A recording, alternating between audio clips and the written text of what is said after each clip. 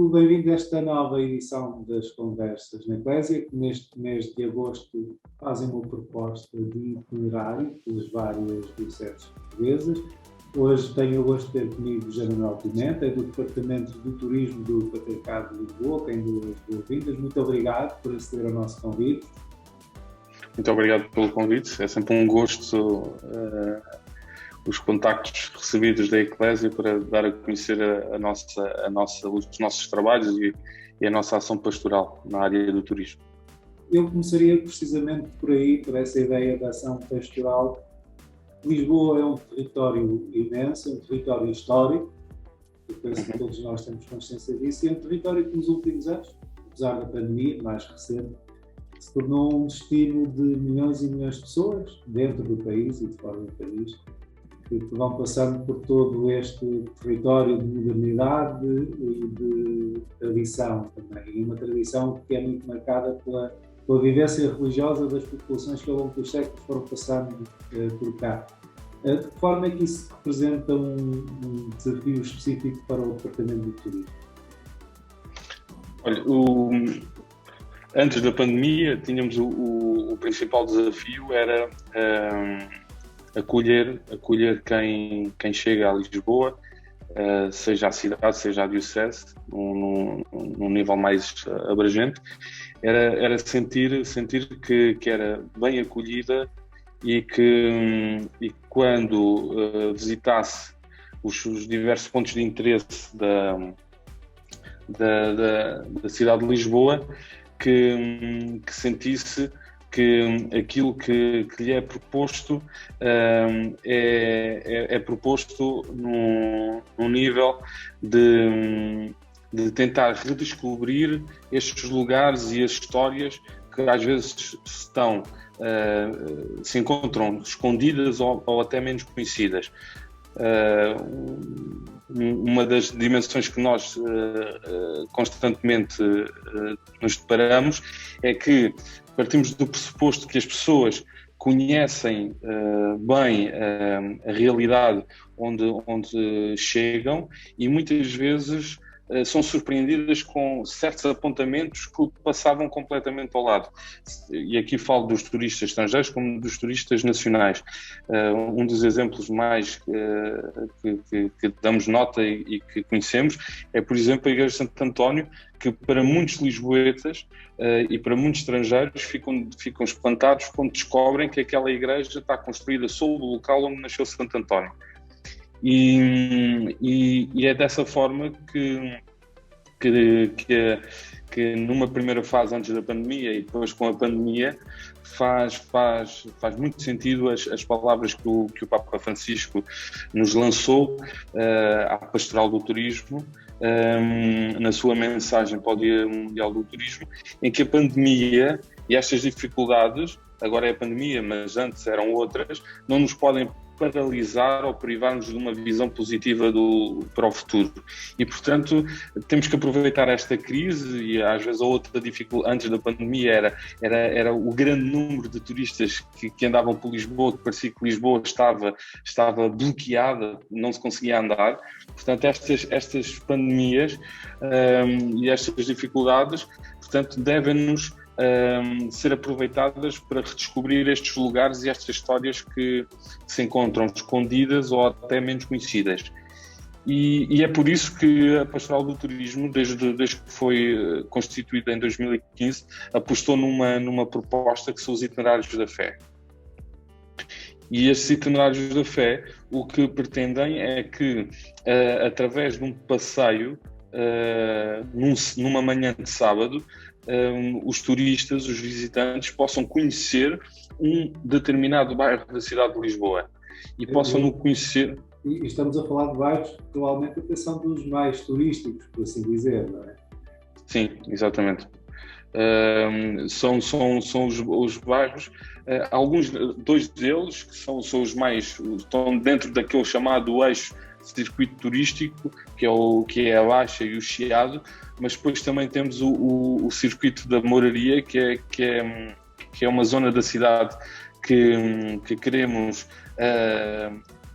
que as pessoas a conheçam, que esse bairro seja vivenciado, porque de facto a sua história e a sua relação entre a fé e as gentes e a tradição popular, nomeadamente o fado, é muito forte.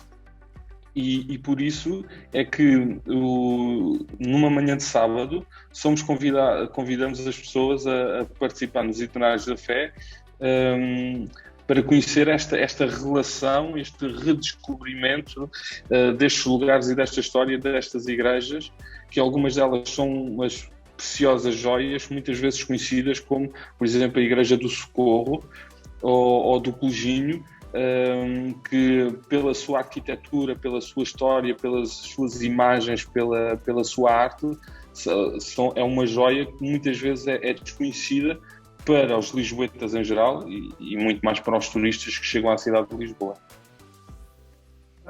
Quem estiver a ouvir e quiser, por exemplo, participar numa destas iniciativas, o que é que deve fazer? A forma mais fácil é aceder ao nosso site, ao site do quovadislisboa.com. O nome Quovadis é o nome do projeto que o turismo concebeu para trabalhar todas estas dimensões da pastoral do turismo, ou seja, o Quovadis Lisboa, esta pergunta tradicional, para onde vais, não é? Que é o que significa Quovadis, e é a pergunta que nós fazemos aos turistas que chegam à cidade de Lisboa, e depois fazemos a pergunta, mas também damos a resposta, e a resposta é com todas as propostas que nós disponibilizamos no nosso site, e que pode ser acedido e através da nossa agenda vêm todas as propostas que realizamos e que estão disponíveis, seja os Itinerários da Fé, ao percurso da Baixa, ao percurso do Chiado e ao percurso da Moraria. Depois, no próprio site do Quovadis, há também um grande leque de propostas ou através da app, que também do mesmo nome, a própria pessoa pode fazer a sua própria visita, pode escolher os pontos de interesse e visitar aquilo que mais desejar na sua estadia na cidade de Lisboa. Esta é, portanto, uma proposta com um olhar diferente, não é? Sabemos que há muitas e das mais variadas propostas sobre Lisboa e os vários pontos turísticos até que se vão criando. Eu, numa última